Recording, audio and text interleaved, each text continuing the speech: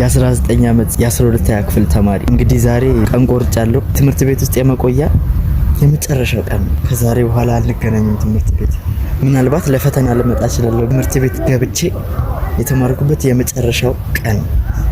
ዳይሬክተሩ እንዳይመጣ ደግሞ በኩርኩም ብሎ ነው የሚቀበለኝ ስልክ እና ስሜቱ እኔ እንጃ ከብዷል። አሁን ትንሽ ውጤት ለመስራት እየሞከርኩ ስለሆነ ያጠናው ነበር። ትምህርት ቤቴ የእውቀት ቤቴ። አረ ስንት ነገር አሳልፌያለሁ ማርያም እዚህ ትምህርት ቤት ላይ። እኔ እንጃ እኔ አላውቅም እኔ እንዴት እንደምሰናበተው።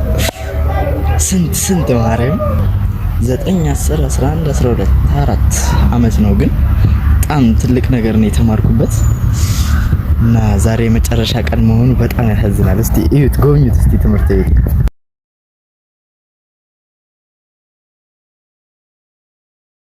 ምን ይመስላል ትምህርት ቤቴ? ያው ከኋላይም እንደምታዩት ነው። ያሳዝናል በመሰናበቴ። ድጋሚ ላንገናኝ እንችላለን፣ አንገናኝም ደግሞ። የአብስራን ከዛሬ ከ5 አመት በኋላ የት ነው የምንገናኘው ካላችሁ ታዋቂ ቲክቶከር ወይም ዩቲዩበር ከሚባሉ ከነሱ ተርታ ይሰለፋል እና አደርገዋለሁ። ይሄ የኔ ቃል ኪዳን። ይሄን ለማድረግ አሁን መስራት አለብህ። አብስራ በርታ፣ ጀግና፣ ታደርገዋለህ። ከዛሬ ከ5 አመት በኋላ እንገናኛለን። በርታ ግን